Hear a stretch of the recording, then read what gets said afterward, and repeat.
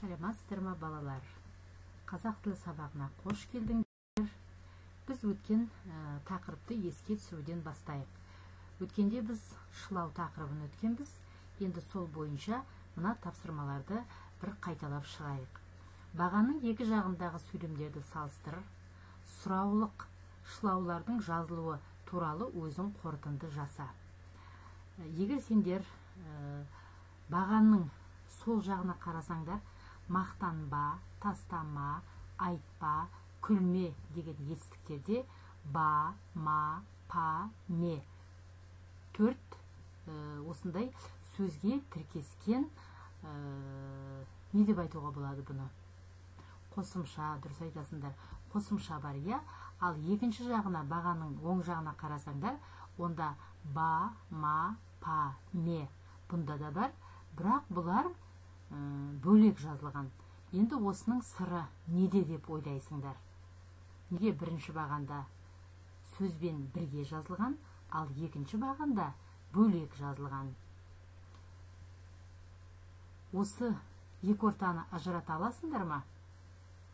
Егер ажырата алмасаңдар, біз бүгінгі сабағымызда дәл осы тақырыпты өтеміз. Яғни ба, ма, па, ме, ма дегендер бірде сөзбенен бірге жазылады, ал екінші бір жағдайда сөзден бөлек жазылады. Осының сыры неде екенін біз бүгінгі сабақтан білеміз. Олай болса, бүгінгі сабағымыздың тақырыбы мәңгілік елдің болашағы деп аталады, және соның ішінде шылаулар және шылау тұлғалас қосымшалардың жазылуы деген тақырыпты бастаймыз. Міне осы тақырыпты өту барысында неге ма, ме, ба, бе, па, пе бірге жазылады, ал қай жағдайда олар бөлек жазылады? Осының мәнісін біз бүгінгі сабақта ұғынатын боламыз. Бұл сабақта сонымен қатар мәтінмен жұмыс істеу арқылы мәтіннің мазмұны бойынша шешім табуға бағытталған сұрақтар құрастырасыңдар. Мәтіннің мазмұнына сүйеніп тірек сөздермен эссе жазуға дайындаласыңдар, және шылаудың жазылу ережесін бүгін білетін боласыңдар. Кері айналдырайық. Яғни сыныпта тәрбие сағаты болды. Ол тәрбие сағатының тақырыбы не деп аталады? Дұрыс, мәңгілік ел деп аталады. Оған оқушылар қатысты, ұстаздар қатысты. Сонымен қатар арнайы қонақ болып ата-аналарды және еңбек ардагерлерін шақырды. Сонымен қызықты, мазмұнды кеш өтті. Балалар өзінің өнерлерін көрсетті. Әсіресе осы кешке шақырған мына тұрған еңбек ардагерлерінің айтқан әңгімелері балаларға қатты әсер етті, үлкен ой тастады білдіреді. Осының ішінде мынау Талғат атаның сөзі. Бұл жердегі, яғни мәңгілік ел дегеннің өзі біздің, мысалы, ол тіліміз, яғни қазақ тілі, дініміз, тарихымыз, салт дәстүрлеріміз, яғни қазақ халқының бойындағы адалдық, тазалық, қонақжайлылық, кеңпейілдік, міне осының барлық, осы қасиеттердің барлығы бірігіп, бұл мәңгілік елдің басты сипаты, яғни ең басты белгілері осы болу керек. Яғни біздің елдің халқы осындай бойына барлық қасиеттерді жинаған уақытында ғана ол мәңгілік ел, яғни бірге деген сөзді білдіреді. Мәңгілік елді деген атқа жаңағы лайықты болу үшін осының барлығы, яғни біз бәріміз бірлікте, яғни бірге, татулықта бірге болуымыз керек.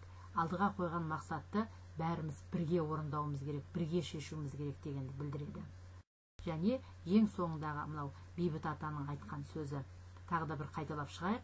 Ақылды сөзді 60 рет қайталап айтқанның еш артығы жоқ. Яғни үлкен кісілердің сол жас буынға, яғни сендерге айтқан ақылы, ол бір-ақ рет қана емес, 60 рет қайталап айтса да, ол еш уақытта да артық болмайды деген сөзді білдіреді.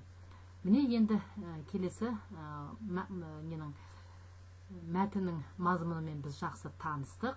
Енді осы бойынша мынандай тапсырма тұр. Мәтіннің мазмұны бойынша бір-біріңе сұрақ қойыңдар. Неге, неліктен деген сұрақтарды пайдаланып, мәтіннің мазмұны бойынша пікір білдіруге бағытталған сұрақты дайындаңдар, оған жауап беріңдер. және мәтінде кездескен жаңа сөздердің мағынасын біліп ал. Бұл мәтінде кездескен жаңа сөздердің жалпы мәтіннің мазмұнымен мен сендерді таныстырып өттім. Яғни бұл тапсырманы біз орындадық деп ойлаймыз. Енді біз осы мәтін бойынша сұрақ құрастыра білуіміз керек. Қандай сұрақтарды құрастыруға болады? Бұны сендер үйден өздеріңде құрастырасыңдар басқа сұрақтарды. Ал мен сендерге бағдар беру үшін мынандай сұрақтарды құрастырдым. Неліктен тәрбие сағатына еңбек ардагерлері шақырылды? Яғни не мақсатта? Осы сұрақтарға үйден жауап дайындайсыңдар. Оқушыларға қатты әсер еткен не? Бұның жауабын дайындайсыңдар. Үшінші сұрақ. Ақылды сөзді 60 рет қайталап айтқанның еш артығы жоқ деген атаның сөзін қалай түсінесіңдер сендер? Осыны өз сөздеріңменен келесі сабақта осының мағынасын аша білесіңдер, соған дайындаласың. Келесі сұрақ. Неліктен аға буын мен жас ұрпақ көше бойымен бірге келе жатыр? Не себепті? Бұндағы себеп не? Және бұл нені білдіреді? Осы аға буын ұрпақпенен жас ұрпақтың аға буынменен бірлесіп бірге келе жатқаны көше бойымен бұл нені білдіреді деп ойлайсыңдар? Үйде осы мәтінді жақсылап тұрып оқып, осы берілген сұрақтардың барлығына да жауап қайтара алатын болсаңдар, онда сендер мәтіннің мазмұнын жақсы түсінгендерің деп білемін. Енді мынадай тапсырмалар бар ішінде. Өлеңді мәнерлеп оқып, шылауларды тап. Мен оқиын, сендер жақсылап тұрып тыңдаңдар. Гүлдер өссе далада, қуанады балара. Күлімдейді анада, күлімдейді балада. Омар ташы сақ болар, түнді қойып күндізде, гүлден шығар тәтті бал, еш қашанда гүлдізбе. Енді бұл өлеңнің мазмұнына қарап отырсаңдар, далада өсіп тұрған гүлдерге тек қана адамзат емес, адам баласы емес, сонымен қатар балара да, мінекей балараның суреті қуанады. Бұған ана да, бала да, барлығы да қуанады, оның әдемілігіне, сұлулығына, табиғаттың. Омарташы деген мінекей мынау, яғни бал арасын жинайтын адамды омарташы деп атайды. Бұлар да күндізде түнде де сақ тұрады, сол гүлден тәтті бал алады, және сол гүлді сендер еш уақытта да жұлмаңдар, үзбеңдер деген сендерге өсиет айтып тұр. Енді осы мазмұны мен тағы да бір рет оқып шығайын. Гүлдер өссе далада, қуанады балара, күлімдейді анада, шаттанады балада. Омар ташы сақ тұрар, түнді қойып күндізде, гүлден шығар тәтті бал, еш қашанда гүлдізбе. Енді осының төменгі жағында тапсырмалары тұр. Сол тапсырмаларды жақсылап тұрып орындайық. Мынандай тапсырма тұр. Қарамен жазылған сөздердің қай септікте тұрғанын айт. Олардың жазылуын шылаулармен салыстыр. Түрліше жазылуының себебін түсіндір. Енді бірінші қарамен жазылған сөздерді табайық. Ол мінекей далада деген сөз тұр, және ешқашан да деген тұр. Енді далада деген сөз. Далада бұл қандай сөз? Түбірі дала. Бұл не? Бұл дала, яғни зат есім болып тұр. Ал мынау қашан, гүлді қашан үзбе, еш қашан. Бұл үстеу болып тұр. Сондықтан да енді мына жердегі, яғни үстеуді біз білеміз, бұл үстеу септелмейді, ал зат есімдерді септеуге келеді. Осы зат есім қандай сұрақ қойылады? Гүлдер қайда өссе? Яғни бұл жат септігінде тұрған зат есім, мынау зат есімнің жалғауы. Енді осы жердегі шылауларды табайық. Біз өткен сабақта айттық, шылаулар неке асты сызылып тұр. Да, екі жерде да, де, мына жерде да. Осы шылауларды енді мына да менен салыстыратын болсақ, далада деген сөзде да бірге жазылған, ал қалған жерде мыналар бөлек жазылған. Енді осының сыры неде? Бұған біз қандай қорытынды жасаймыз? Біз шылау дегеннің не екенін білеміз. Бұл жеке тұрған уақытында ешқандай мағынасы жоқ сөздер. Ал далада деген сөзде мына зат есім жаты септігінде септеліп тұр. Сондықтан да ол сөзбен қалай жазылған? Мінекей мына жерде бірге жазылған. Сонда бұл қосымша болғандықтан, қосымша ол сөзбенен бірге жазылады да, ал ол шылау болатын болса, онда ол бөлек жазылады. Мысалы, мінекей мына жерге қараңдар. Бүгін барма. Бүгін не істеме? Барма. Яғни барма деген сөз бұл етістік. Сұрақ қоюға болады, белгілі бір сөйлем мүшесі болады. Бұл барма, не істеме, яғни болымсыз етістік болып тұр. Ал қаламың бар ма дегенде, маның өзін жеке дара алатын болсақ, бұған ешқандай сұрақ қойылмайды, сөз табы болмайды, сөйлем мүшесі болмайды. Себебі ма жеке тұрған уақытында бұл ешқандай мағына бермейді. Мағынасы жоқ сөз, сондықтан ол шылау.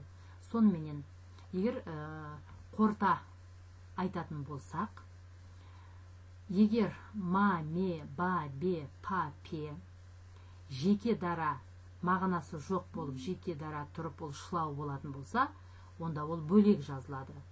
Ал сөзге жалғанып, ол қосымша болатын болса, онда ол бірге жазылады. Міне, бүгінгі сабақтың біздегі тақырыбы осы болды. Яғни, шылаудың және шылау тұлғалас сөздердің жазылуы. Қай уақытта сөзбенен бірге жазылады, қай уақытта бөлек жазылады. Тағы да қайталайын.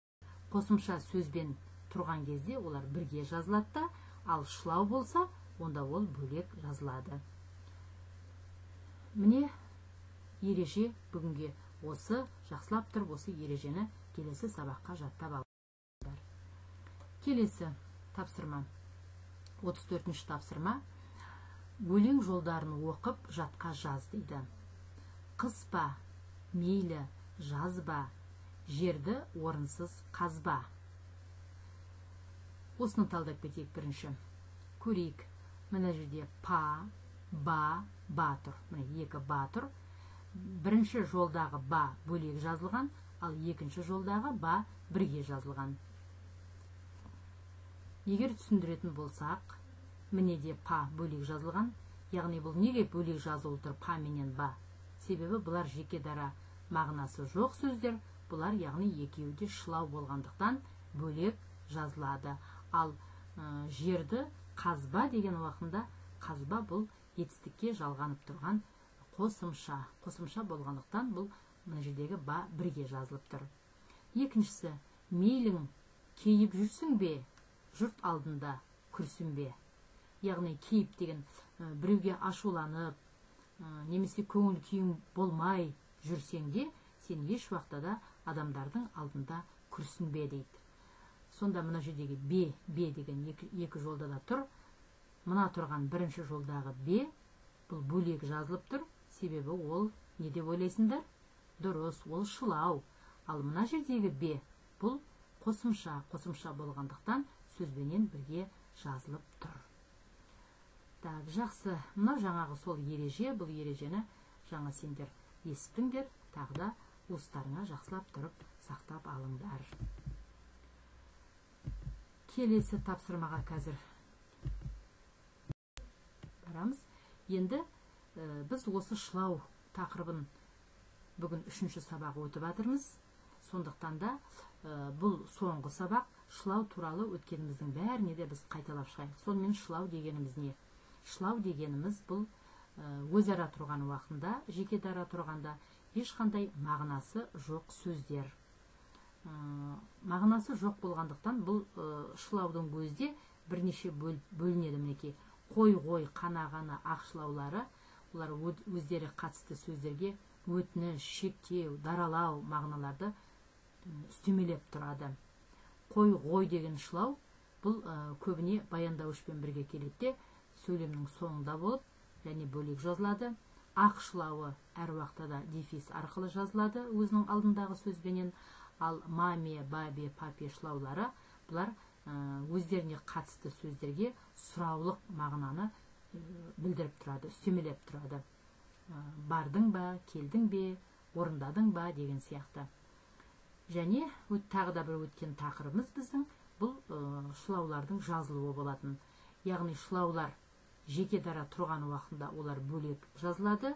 Ал маме, бабе, папе бұл қосымша сөзбен тұрса, онда ол бірге жазылады. Міне осы шылау дегеніміз не?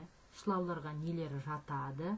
Сол ережені, сосын мына тұрған екі ережені жақсылап тұрып, келесі сабаққа жаттап аласыңдар. Егер басқа сұрақтарың болмаса, үйге мынандай тапсырма. Оқулықтың ішінде 32-ші тапсырма бар. Бұл тапсырма былай деген: оқыған мәтін бойынша, яғни бүгінгі жаңағы біздің өтіп кеткен сабақтағы мәтініміз бойынша тірек сөздерді пайдаланып, мәңгілік ел болашағы деген тақырыпқа эссе жазу. Бұл сендерге үй тапсырмасына қалады. Тірек сөздерді мінекей беріп қойған оқулықтың өзінде. Мәңгілік ел, ата бабаның арманы, міне жаңағы мәтіннің ішінде осындайлар болды. Болу деген сөз, мұратымыз, аға ұрпақтың өкілдері. Аға ұрпақ өкілдері кімдер болды? Бұлар ата-аналар және еңбек ардагерлері болды.